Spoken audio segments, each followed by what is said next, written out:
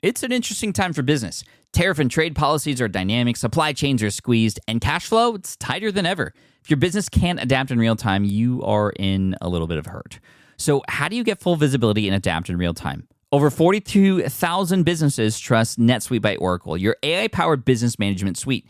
It brings accounting, financial management, inventory, and HR all under one roof. NetSuite is the #1 cloud ERP for a reason.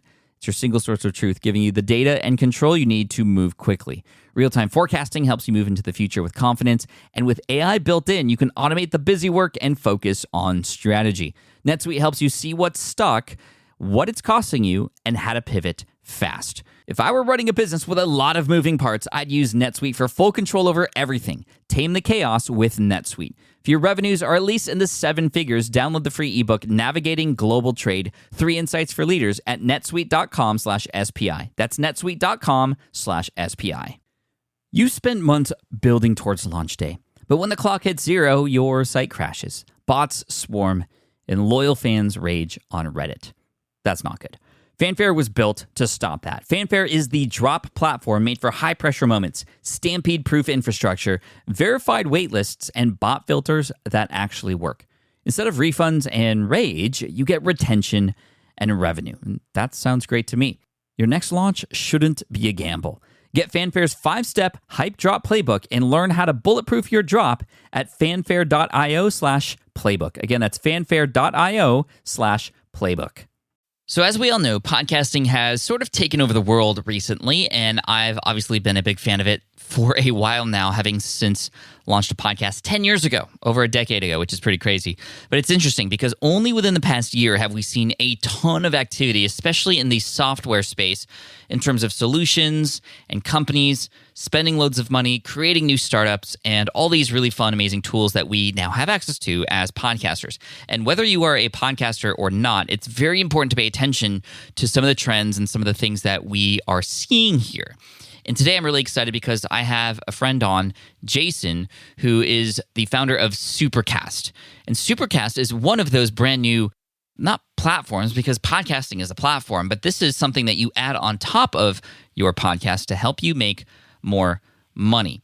In fact, to give you a little bit of insight, this is a way for you to create a membership-like opportunity with your show, a paid RSS feed or a paid subscription model for a podcast. And you'll hear the ins and outs of this story, the startup, how this person, Jason, has taken hold of these opportunities within the podcasting space to serve a big problem. Monetization is much harder on a podcast versus something like YouTube, where you can make money through Google AdSense and the advertisements that you see there. Brand deals, sponsorships, yes, that's available on podcasts too. But now we finally have something that can allow us to build on top of this amazing platform and the relationships that we build.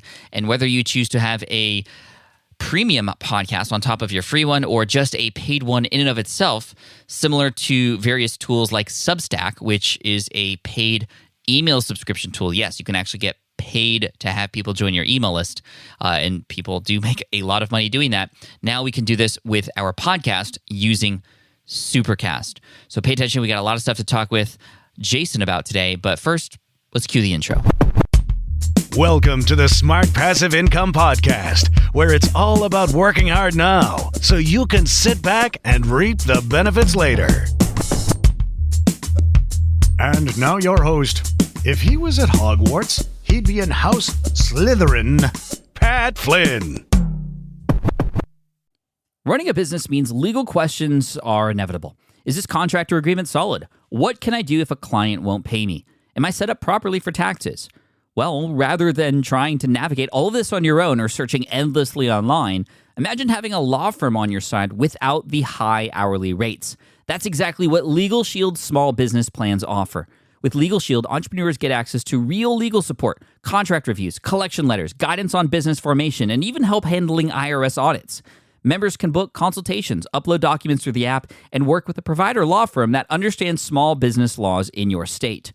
You also get proactive help on tax and trademark questions so you can stay ahead of legal risks. And if a client delays payment, Legal Shield can send professional collection letters to help you recover what you're owed, all for a fraction of what traditional attorneys charge. Go to LegalShield.com/SPI or call 833-570-9980 to learn more and get big business legal support without a big business budget. That's LegalShield.com/SPI. While DIY website tools are everywhere, most fall short on design and performance. Hit publish. Framer ships your site worldwide in seconds. No code, no compromises. Framer is a powerful, user-friendly platform that delivers developer-level results without writing a single line of code. Make your designs move and convert with Framer. Framer brings your site to life with powerful animations, dynamic content handling, and a design-first approach that helps your site stand out.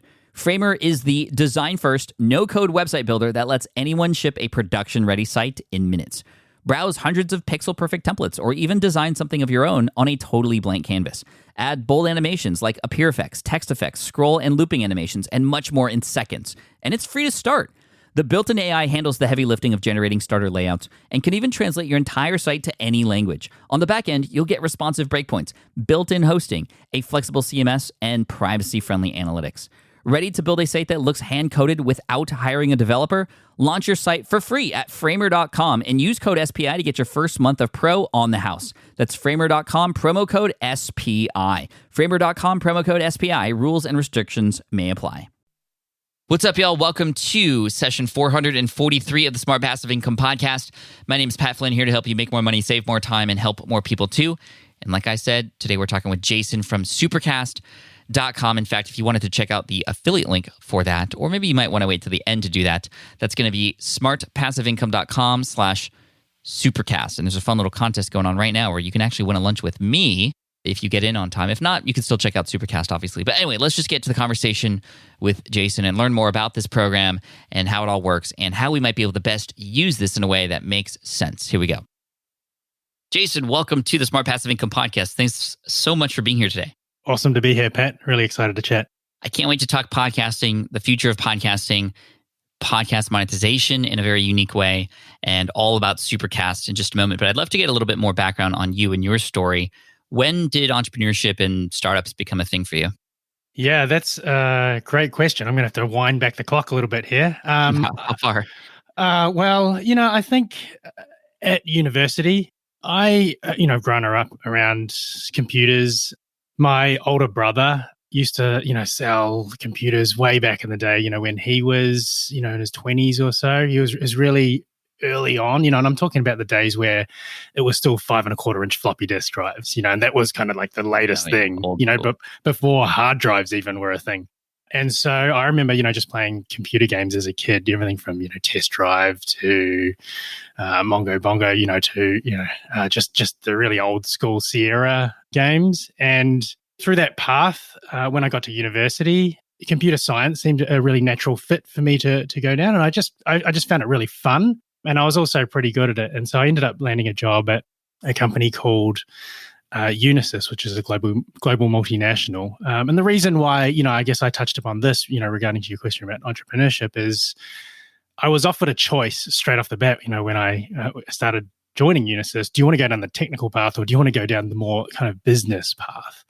And even though I'd studied computer science and could write software and write code, I decided to go down the business path because I always saw myself as someone who was curious about entrepreneurship. I always wanted to, be more than just a person who's put into a box and said, hey, that's your role, when it comes to software development or anything else. And I liked having my fingers in lots of pies. So I went down that path that led to a career in sales and IT. And then, I moved to a smaller agency and then I moved to Australia. I'm originally from New Zealand.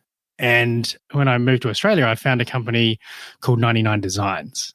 And I was just in the right place, right time, quite frankly. Joined 99 Designs as fifth employee. So it was just a couple of developers and a designer prior to that, and as well as the founder, Mark Harbottle, who's very much a serial entrepreneur.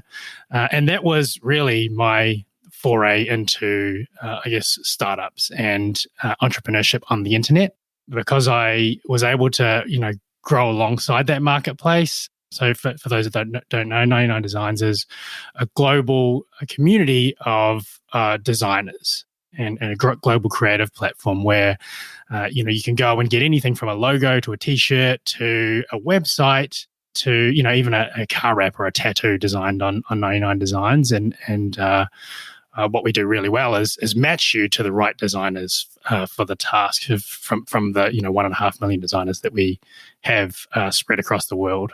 So I was with 99 Designs for 10 years, and so that was all about how do we make a great design experience on the internet for both customers who need something designed, much like a lot of the entrepreneurs that are listening on this show, through to also servicing the designers and helping them create a business and an income from their passion, which in that case was design. They had a lot of design skills. They wanted to earn some extra money. Maybe work had dried up in their local area. That was basically, the role that we played for the huge design community that we had on 99 Designs. And then an opportunity came up to join Supercast. I got talking to Andrew Wilkinson, who is the founder of Tiny, that owns a portfolio of around 20 internet businesses, as well as Aidan Hornsby, who's a co-founder of Supercast. And it was in the world of podcasting. And as I dived into it, I was already curious about podcasting because I'd listened to Tim Ferriss, I'd listened to him, and he changed my life through my ears. I'd changed my diet, I changed some of my workout schedules. I'd changed the way I think about, outsourcing some of the things that I didn't need to hold on to and didn't quite get my work week down to 4 hours. But it had an immense impact on my life. And so when I evaluated Supercast and being able to jump on board with this early stage startup, do it all over again, just like 99 Designs, but serving a different creator, obviously podcasters, and helping them earn, an income and build up a sustainable business and, more a passive way that's linked to building an audience, I just couldn't resist. So yeah, I had to jump in and do it all over again. That's really cool. Thank you for that rundown on sort of your path. I'd love to go back a little bit to your schooling and having learned a lot of the technical aspects of computer science and those sorts of things, engineering and whatnot. And then having this choice to go the business route's really interesting. And I'd love for you to perhaps speak to a little bit about, because, a lot of people who listen to the show, they're at a 9 to 5, they are very technical, they do know those things. But when it comes to business and entrepreneurship and sales especially, it's a whole different world. And what was the biggest lesson you've learned and the takeaway that you had when you transitioned into that part of your life, away from, or perhaps, less focus on the technical stuff and more on the sales? What 1 or 2 lessons were really huge for you in helping you really enjoy that, but also get good at it too? That's a really great question. I am actually really fond of sales. I guess for people that have worked in an agency context or a services business, sometimes they can feel like, you get caught up in meeting the demands of clients, and you don't really feel like you are building something ongoing. You don't feel like you're getting behind a product or a collection of products or something that, you can kind of like really get attached to and service the same bunch of people and build on over time. At least, that's the position that I found myself in when I was in an agency sales role. And when I moved over to Australia, I promised myself, I said, okay, no more services business. I said, I really want to get into a product business. I want to get behind a particular product and maybe sell that instead, or maybe, get into more the development side of things. But what I realized over time and having found a product business is actually the skills that you learn in the business world and in the agency world, they're just as valuable in the product business or whatever kind of entrepreneurship role you find yourself in, and particularly sales. In my context, I have given a talk on this, and I've always just found that you're always selling. It doesn't matter whether you are pitching early employees on joining a startup, on whether you are pitching to early customers to try to validate your solution, maybe convincing family and friends to kick in a little money and support you with getting a new business off the ground, or even going and convincing banks, for example, to support you. there's just no shortage of opportunities for you for sales skills to really help you in your goal. And so, yeah, I would say those skills that you're working on now and maybe feeling like they're not being put to the best use, don't worry about that. As you take your steps into entrepreneurship, those will absolutely find a home. And for sales in particular, you never stop using it. It comes to a point where as your organization grows, you then start to have to be selling to your teams about, why it is that they should build this particular feature. Because if you can't convince your team to get excited around going down a new particular path or fulfilling an annual vision or a quarterly vision, then that's when, your entire organization starts to be less effective than it could be as well. So, yeah, I look fondly back upon those days and I think they've served me really well. Part of what's helped me as well with sales, which is something I was not good at either. I was the person at the desk drafting up blueprints and whatnot on AutoCAD and having to become then an entrepreneur, almost forced to be an entrepreneur after getting laid off. I eventually learned that failing is a part of the process. Getting, through 99 no's to get to that one yes is selling, and learning and iterating as you go, understanding what helps people understand what it is that you're sharing and presenting. And as you were sort of learning these business skills and becoming and developing your skills and talents as a salesperson, what were some of the big failures that you might remember from the early days, whether that's in your agency role or as you started to join these startup companies like 99 Designs? By the way, love 99 Designs. We've worked with them before. Caleb and I, who's my videographer, and in our business, SwitchPod. In fact, our logo for the SwitchPod came from 99 Designs. Amazing. Particular designer that we found there who we worked with individually, because you can do contests there as well, but you can work with individual graphic designers there too. And that's been huge because that's now a product that's sold over 12,000 over the world, and it over $1 million in sales. It's awesome. So big thanks to 99 Designs. And I didn't know that you were number 5 there. That's pretty amazing. But going back to your question, in your career, what were the big failures that you remember that almost made you even stronger? Yeah. So maybe before I get to that, because you just touched on something that I think is really important. Oh, please, yeah. With that, with the question around sales, and your particular context where you were in architecture school, I guess, when you created your first product because you realized that there must be other people out there that were struggling with the same exam. I think the best form of sales, often you can think about, hey, I need to find a salesperson, or I'm not good at sales. I need to go and find someone else that can help me with that. I think often the best form of sales is actually from the subject matter expert directly. It's not from somebody whose a core skill is necessarily selling, and they're just really good at pounding out the emails or picking up the phone and dialing one number after another. I think there's the message and the way you carry yourself when you're the subject matter expert is markedly different. That just can't help but come across when you're talking to customers and prospective customers. So I think in your case, the fact that you had just studied this architecture exam and were in that moment, and you were absolutely in the headspace of the customer that might be searching for your product, I think that carries a lot of weight that people might discount. So I think if you're a technical specialist listening, and you've always wondered hey, I'm not really that comfortable with sales, I would also encourage them just to give it a try, because it really, you don't have to try hard for it to be authentic. And a lot of what matters in sales is actually being that authentic person and that authentic advisor that your customer can really count on. Thank you for that. That's I love that. Thank you. And then if you could speak to a couple sort of lessons you've learned over time, I'd love to then transition after that into some Supercast and podcast stuff, which is sort of why we're here. But I'd love to know a little bit more, because I know a lot of the audience is in the same position and starting their career in their own business or another startup, and would love to kind of fast forward through some of the hardships.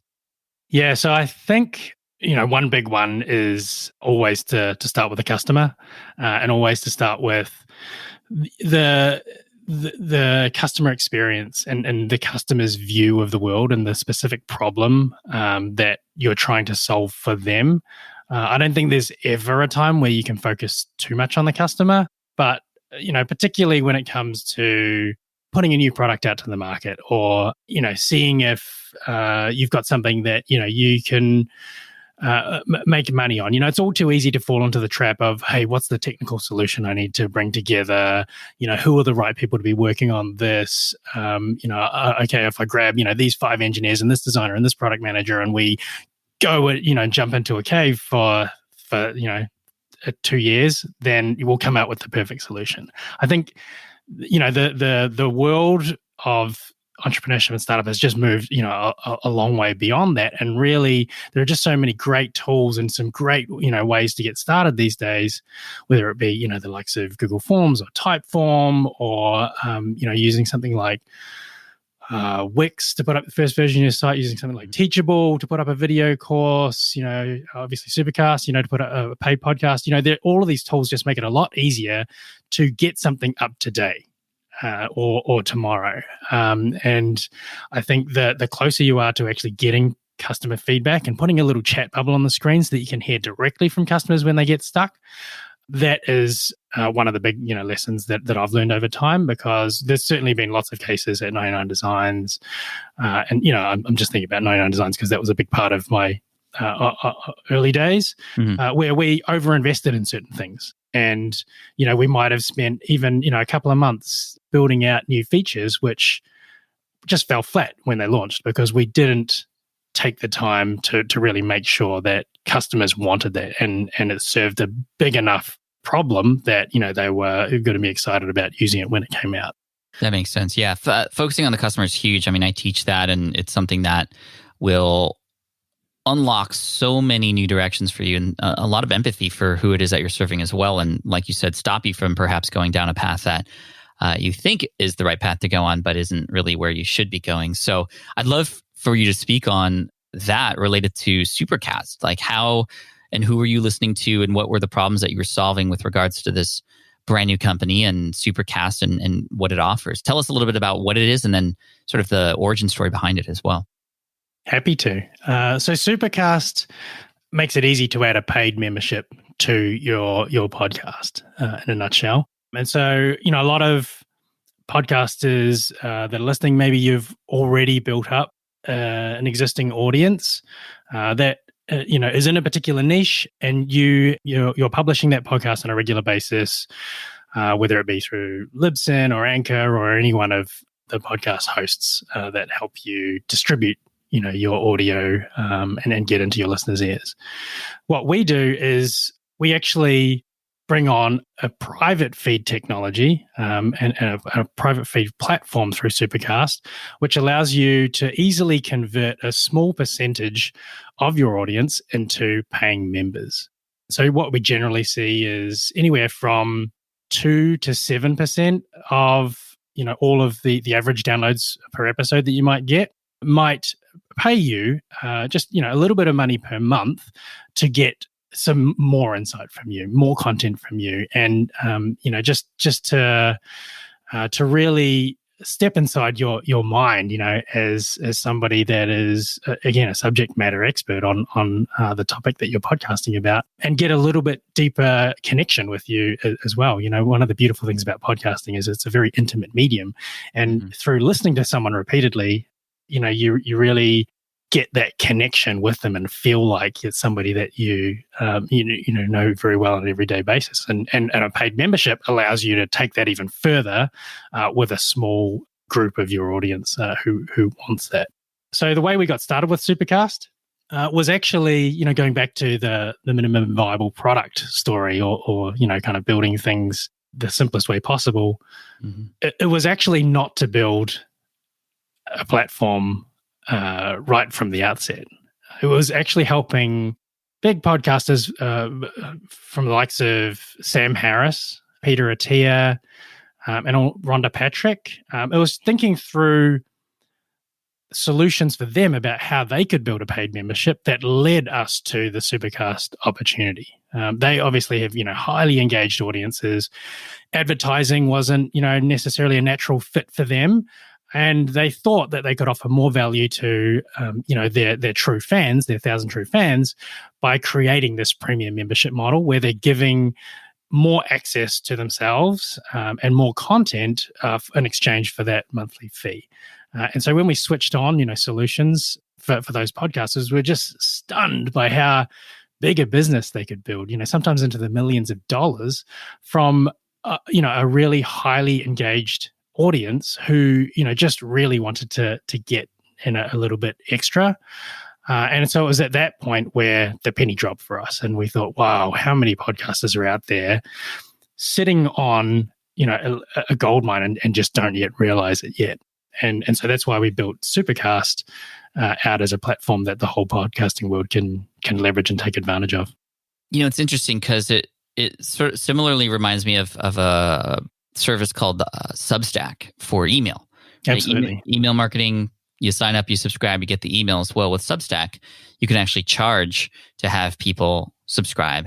And that caused a little bit of a stir because, hey, emails are supposed to be free and that sort of thing. But there's a lot of people who have highly technical knowledge or some special access, and people are willing to pay to get access to that. And then on the podcasting side, my question for you is, and this is a response I know people are going to have to this, is I thought podcasting was supposed to be a free thing. Now we're putting it behind a paywall where this isn't podcasting anymore, is it? How do you respond to those who are, just because we've been so conditioned to see podcasts be something for free? There's no way we could charge for this unless we are comfortable with this. And how do we get comfortable with this idea? Great question. So I think the way Substack is set up and also the way Supercast is set up is very much the freemium model. And, it's a little bit of a jargony term from the software world. But if you think about a lot of the software that you use these days, whether it's QuickBooks or Xero, other kinds of accounting software, through to, a website builder like Squarespace or Wix or Weebly or something like that. Often, your first experience is free. You get a chance to get in there and get a taste of it, play around with it, and maybe get a limited feature set. But at a certain point, if you use that product on an ongoing basis and you get value from it, and then often, you will pull out your credit card and pay to get that better experience. The freemium model also lends itself to, I think, newsletter writing in the case of Substack or podcasting in the case of Supercast. So the free part is, of course, the podcast you're already doing. And so we certainly would never recommend that somebody that is already producing a podcast and giving that content away for free goes and puts that behind the paywall completely and loses, all of their sources of incoming traffic from iTunes and wherever else. And, moreover, those customers that they were serving, the listeners, were used to getting that for free. So, it's just not going to fly to all of a sudden wake up the next day and find out that you have to pay for something that you're used to getting for free. So instead, the way we encourage people to think about it is, everyone is loving your content for free. Keep doing that.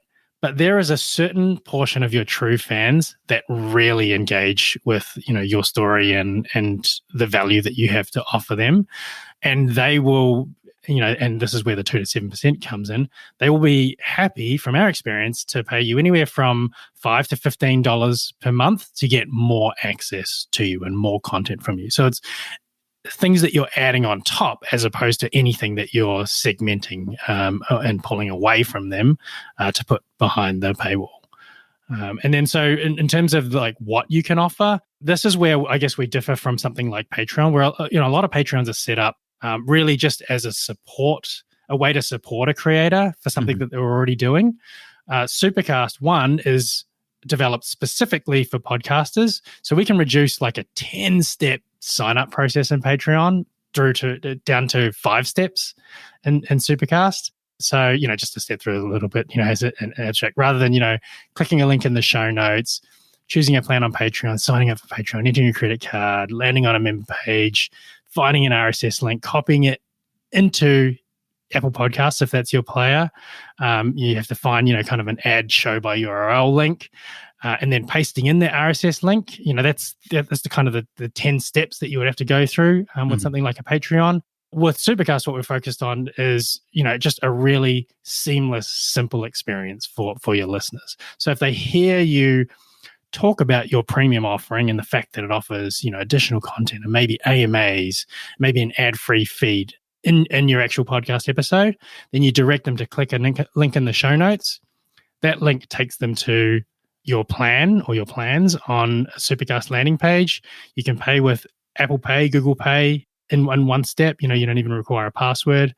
And then once you've paid, you just simply tap the podcast player of your choice. So again, Apple Podcasts, if you already use that, and it automatically opens up and auto-populates the RSS feed with one more tap, so that the premium version of your podcast is loaded right into the player where they listen to podcasts every day.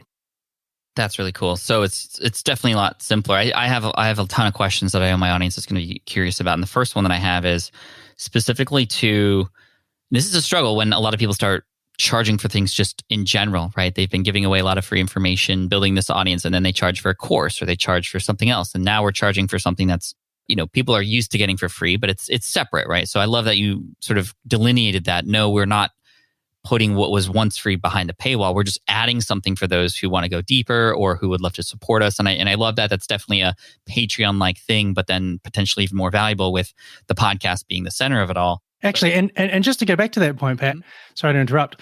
I think the internet and websites are actually kind of a great analogy here in terms of where we are in the cycle of monetizing and charging for podcasts, being something that people are comfortable with. If you think about the early days of the internet, how do people monetize websites? Yeah. It was just all of those cheesy banner ads, right? And AdSense came along, and that just kind of made that whole thing explode.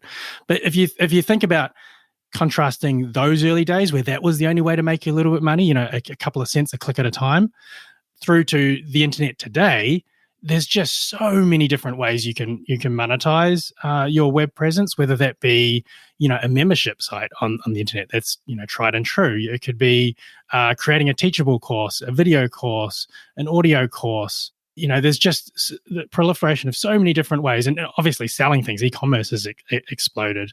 Mm-hmm. I think we'll see the same thing in podcasting and in audio more generally, where yes, advertising was first, there because we know how to do ads, and there's plenty of companies out there that are willing to pay for attention. But I think there are much more kind of many more levers that we can create as well that perhaps are even more directly aligned with what the audience that you're serving is looking for. So rather than kind of throwing mattress ads at them, for right. When they're not necessarily shopping for a mattress, if they're listening to your podcast and they're loving your podcast, and creating a premium membership allows you to serve them better, then ultimately we think that that's going to help you create a better show overall.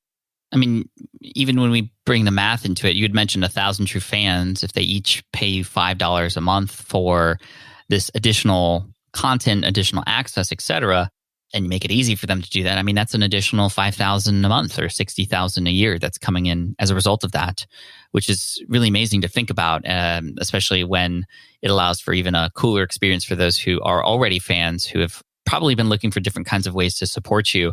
However, where I was going before is, and I know this will be a struggle, is like, okay, if we open up this new feed that is new content for our audience, how do we best know what goes on the free feed and what goes on the paid feed?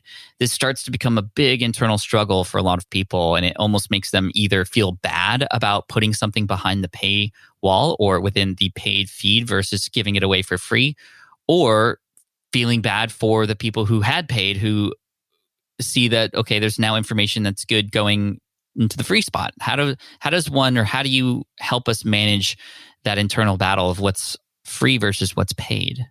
Great question. What a lot of podcasters do is they really reserve, some of the things that give you deeper connection for the private feed. So a lot of the interviews that they do with guests, if it's a guest oriented show, they will still continue to put out onto the public feed just as they do today.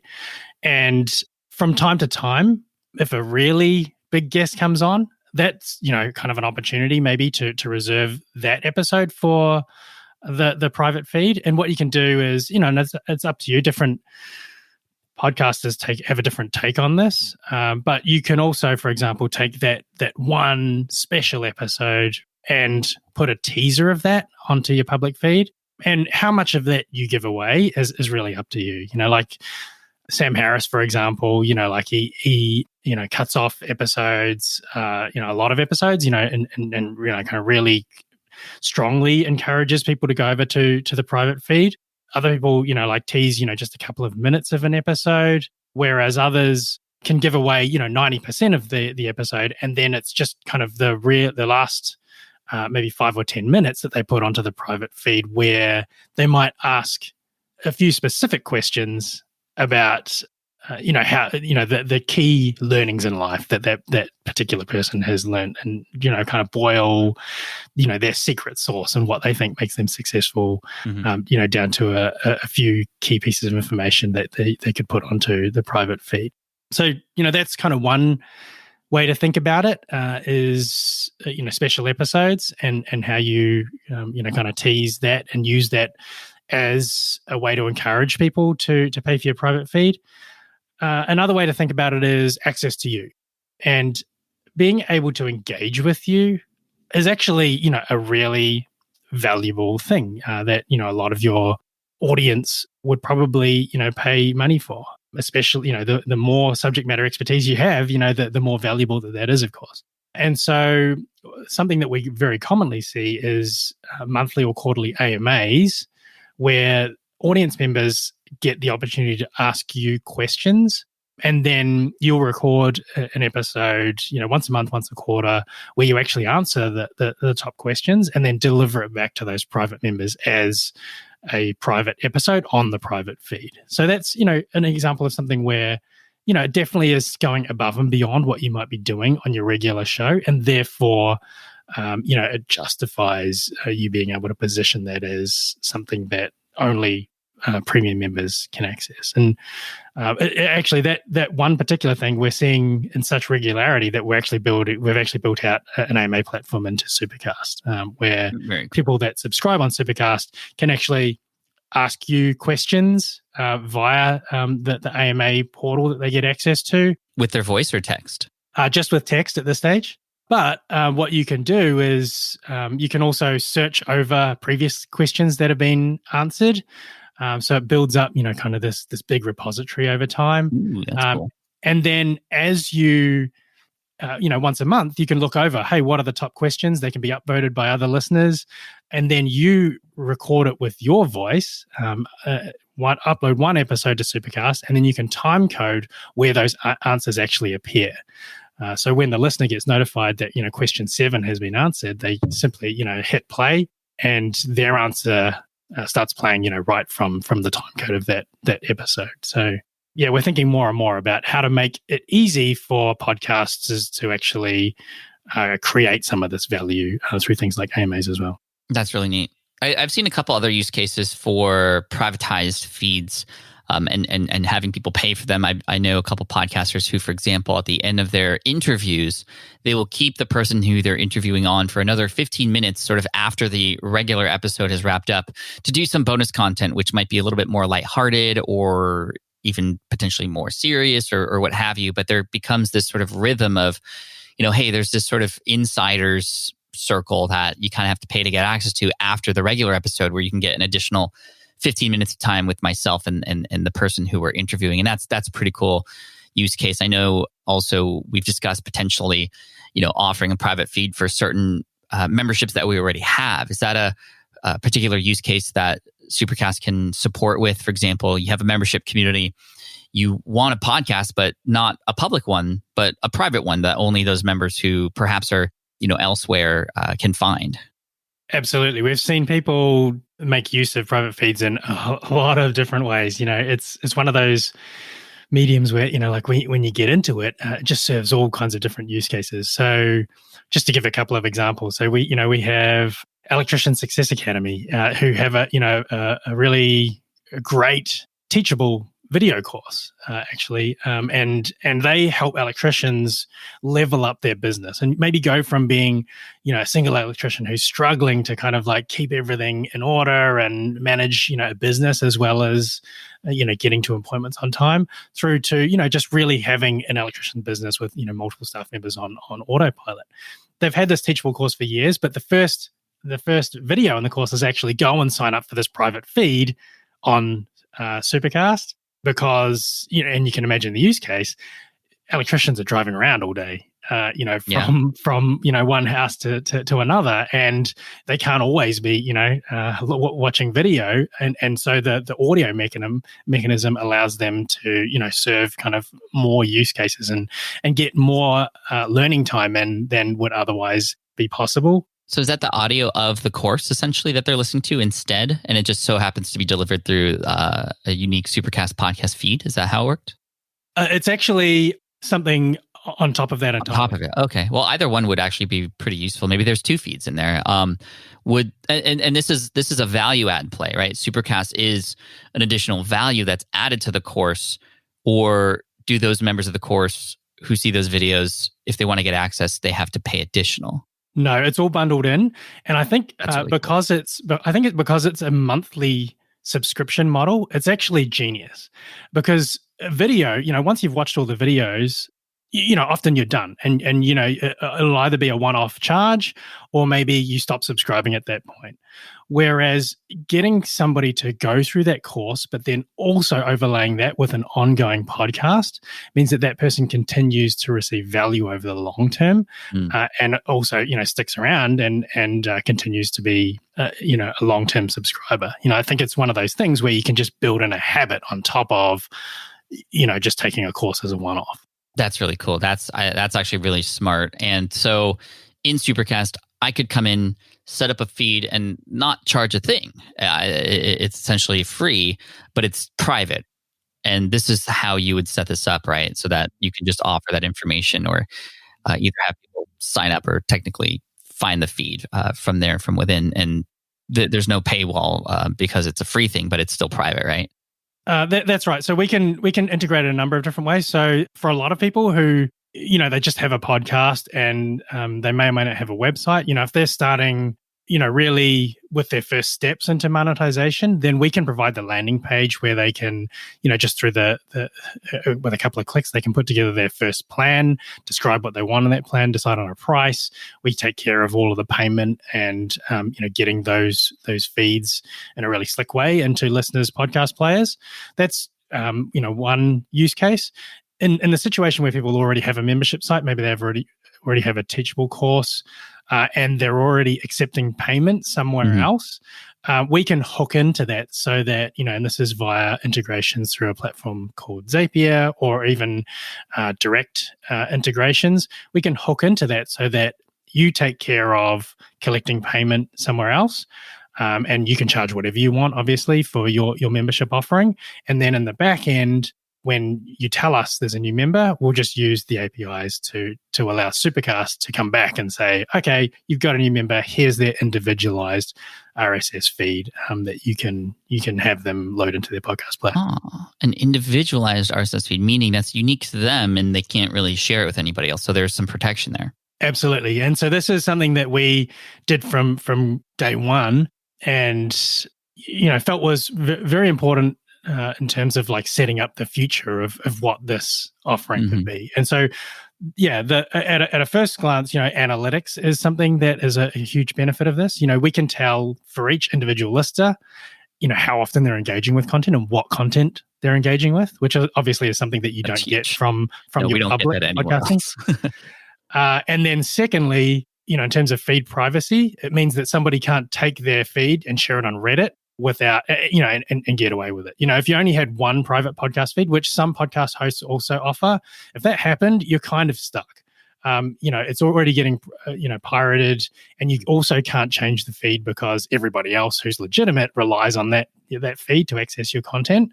But in the Supercast world, if somebody, if we detect, and we have algorithms that are monitoring and looking out for things like, hey, this feed was used in 10 different cities on the same day, that doesn't look right. And what we do is we let the podcaster either get in touch with that person or just suspend that feed immediately. And that doesn't affect anybody else that's listening on a legitimate basis. Now, okay, so this is getting me excited because there's so many use cases. In addition to bonus content that people can pay for and a fan would love to support you with, as opposed to just like a tip jar, you're actually offering something of value and can get paid back in return, even on a monthly recurring situation.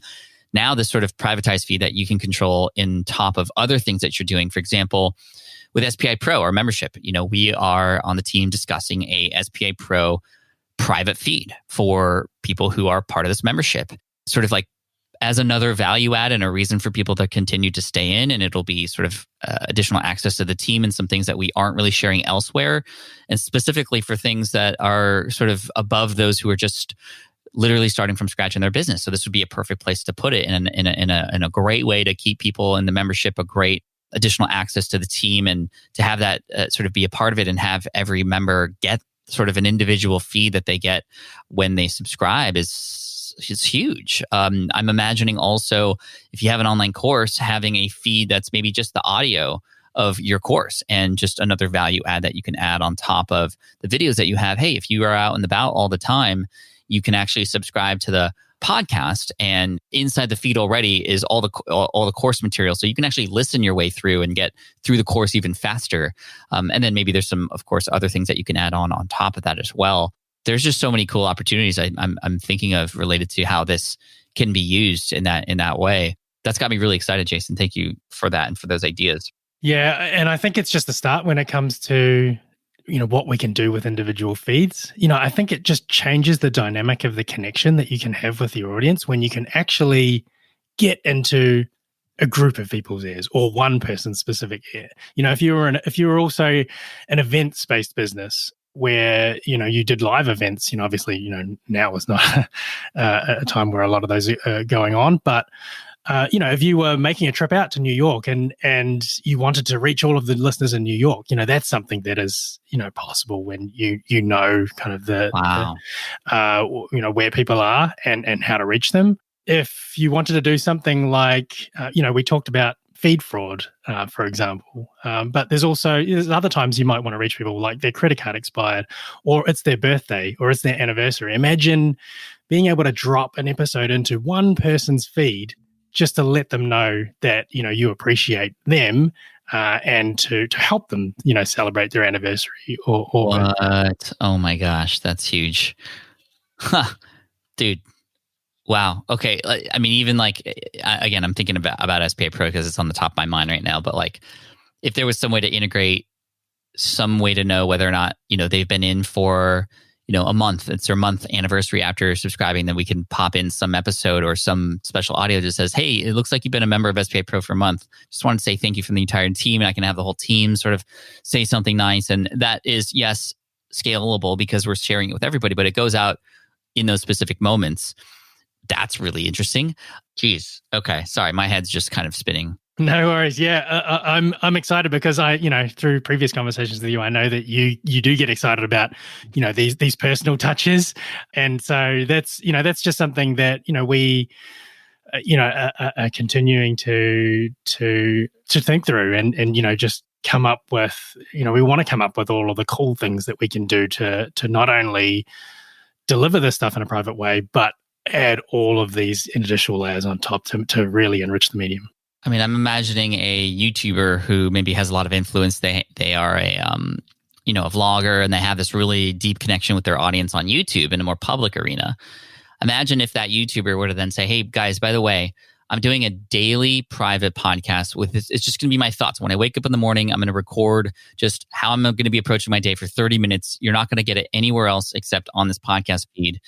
And so come here and subscribe and get access to that. And what if I did that? I had a Pat's, daily diary podcast where, you'd pay $5 to support, but every morning I would just share sort of like a diary, or maybe it's the end of the day, and just talking about and being very honest and vulnerable and open with people who would subscribe to that, the super fans who would want to hear those kinds of things anyway. And, it's not for everybody, but it would be something I think people would enjoy. Not saying I'm going to do that. I'm just kind of sharing this out loud, but man. No, I love that. For some reason, I remember that story that you shared of, I think it was right before FlynnCon, where you were, up late at night and you were getting a glass of milk from the fridge or whatever, and you just dropped it on the ground and you had and I started crying. Yeah. And April was like, what are you doing? Maybe that, if you'd had this private podcast, you could have grabbed the mic and just kind of let it all out. Yeah. Yeah. I mean, Wow, there's some really cool use cases here. But Jason, thank you for this. And then finally, like, can you just go over technically a person signs up or gets access to this feed? Like, I'm trying to still imagine how this gets into our favorite podcast app, right? It's hard to tell people to go, hey, I know you listen on Apple Podcasts, but you got to now listen here instead. That's a big barrier, I would imagine. I know you solved this problem. So can you explain how that works? Sure. So the philosophically, we don't want people to have to do anything different. It's not a special app. There's no special apps to download. And if somebody is using Apple Podcasts and that's where they, listen to all of their other podcasts, then actually we want them to listen to the premium version of your podcast in Apple Podcasts as well. That's possible. That's absolutely the flow that we have created. Just to step through that again, if they're listening to your show and they hear a call out to go and subscribe to, SPI Premium, let's say, and you direct them to go and click a link in the show notes, they can then click that link. They'll go to a landing page, choose their plan. They'll pay with Apple Pay or Google Pay. And then on the next page, it'll say, add the premium podcast to your podcast player, and it'll have an icon for all of the popular podcast players that support private feeds. So Apple Podcasts is absolutely there. Castro, Pocket Casts. There'll be an icon for each one of those, and all I have to do is tap that icon. It'll automatically open up on your phone Apple Podcasts, and it'll bring up automatically the little box that says add a podcast, and it'll have the private feed that's unique to you automatically populated. So it's really two taps. You tap once to pay, you tap once to select your podcast player, and then tap one more time to subscribe. And then from there on out, Supercast is invisible. Every day you're just loading up you're just loading up Apple Podcasts. And often what our podcasters do is they create a premium version of their podcast artwork so that you can differentiate between the public and the private feeds. But it's not going to be in Apple Podcasts directory. Exactly. It's not in the directory.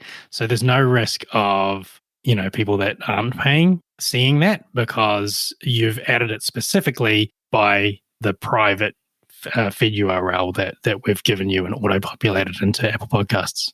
Nice. That makes sense. I think if I were to do that, I would create a public feed with the same artwork or the pro version, and just have one episode that says, hey, you found this by mistake. It's actually over here. You could pay to get access to the pro version or something. That way, because I know people are going to probably look it up. And anyway, I'm just thinking out loud. But that's so cool that you solved that problem, because I know that was a big question that a lot of people might have. And that was the first question I had. It was like, I don't want to change where am I going to have to go somewhere else or listen to this private feed elsewhere? Is it just website based? No, it's in your app that you already listen to, which is super cool. So hopefully, audience, you've got your gears turning and have thought about different ways that you've been able to utilize a tool like this. And Jason, where should people go to check it out, get access to it, et cetera? Yeah, so you can find us at supercast.com. And that's where you can find a lot of information on obviously how it works, a little bit of a video of that experience that we just talked through.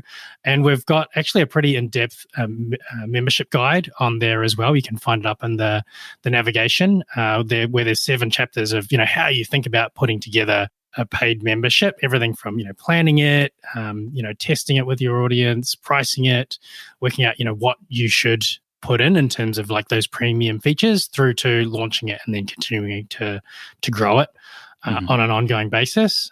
So if you kind of need to read through it more and more detail to get comfortable, or just want to see some use cases, that's there. We've got a customer case study section where you can get a little bit more of that as well.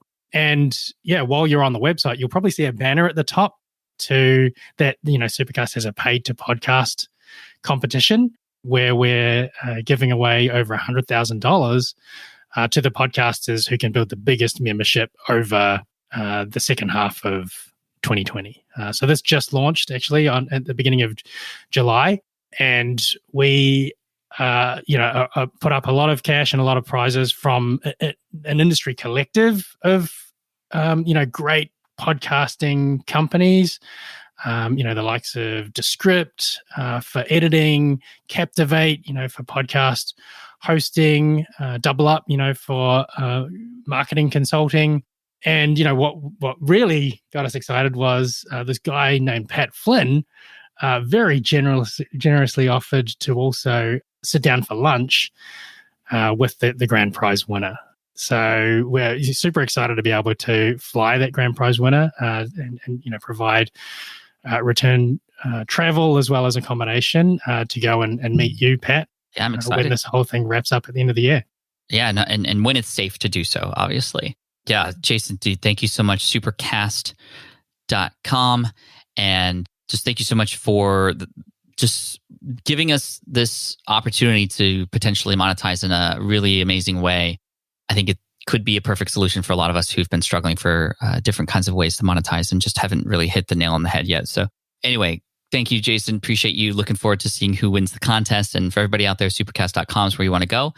And yeah, appreciate your time. Awesome. Very grateful to be on the show, Pat. Thanks, Jason. So much. All right. I hope you enjoyed that conversation with Jason. Jason, thank you so much for coming on and for delivering value to us today, and also for creating something great for those who are looking and seeking for other monetization opportunities within the podcasting space.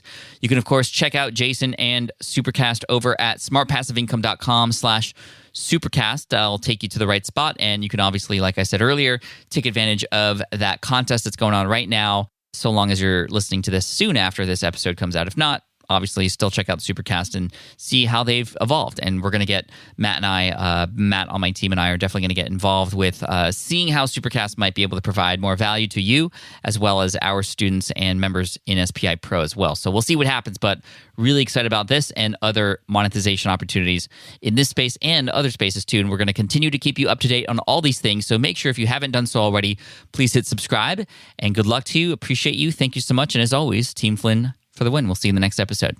Peace out.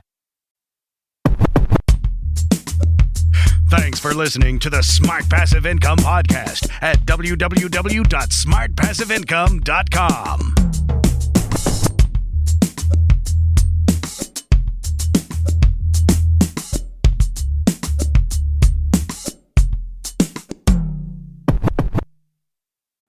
Have you dreamt about being your own boss, but still haven't made the first steps to making that dream a reality? Well, I get that. Starting a business can feel super overwhelming with legal forms, paperwork, finances. It's a lot. And that's why I'm excited to tell you about Taylor Brands. Taylor is a complete business builder designed to make launching your business simple and stress-free. You can register your LLC in just minutes, keeping your personal assets and the business assets separate from day one. From there, you get access to everything you need to get off the ground: legal documents, licenses and permits, invoicing and bookkeeping tools, and even a 100-day business coaching program, all designed to help you hit the ground running. You'll also get a free personalized business plan, branding tools, and so much more. And of course, listeners of this show get an exclusive 35% discount to get started. All you have to do is head to taylorbrands.com/SPI. That's TAILORBRANDS.com/SPI. Stop dreaming, start building with Taylor Brands. Hey there, quick pause here because I have to tell you about a tool that completely transforms the podcasting workflow: Riverside. I get it. I used to juggle multiple platforms just to record one podcast episode. It was exhausting. Zoom for recording, Audacity for editing, and then a bunch of different apps just to create clips and social posts. I've tried other ones as well. They were okay, but they were clunky and super time-consuming. That's where Riverside has massively helped. I can do it all in one place: recording, editing, repurposing, one platform, one streamlined flow. I just log in, record with my guests no matter where they are in the world, and just like that, studio-quality audio and high-resolution video all in one. And get this, even if your Wi-Fi glitches, Riverside records locally on your device so everything sounds and looks crystal clear. But here's my favorite feature: Riverside's AI editing tool. You can remove silences and filler words with just one click. Hours saved. With Magic Clips, Riverside also automatically finds the best moments and turns them into ready-to-post videos for YouTube Shorts, TikTok, Instagram, all without the extra editing. So if you're looking to level up your production quality and simplify your workflow, go to smartpassiveincome.com/Riverside and use code SMART to get 1 month free on the Pro plan. That's smartpassiveincome.com/Riverside, promo code SMART. It's built by creators for creators, and I think you're going to love it.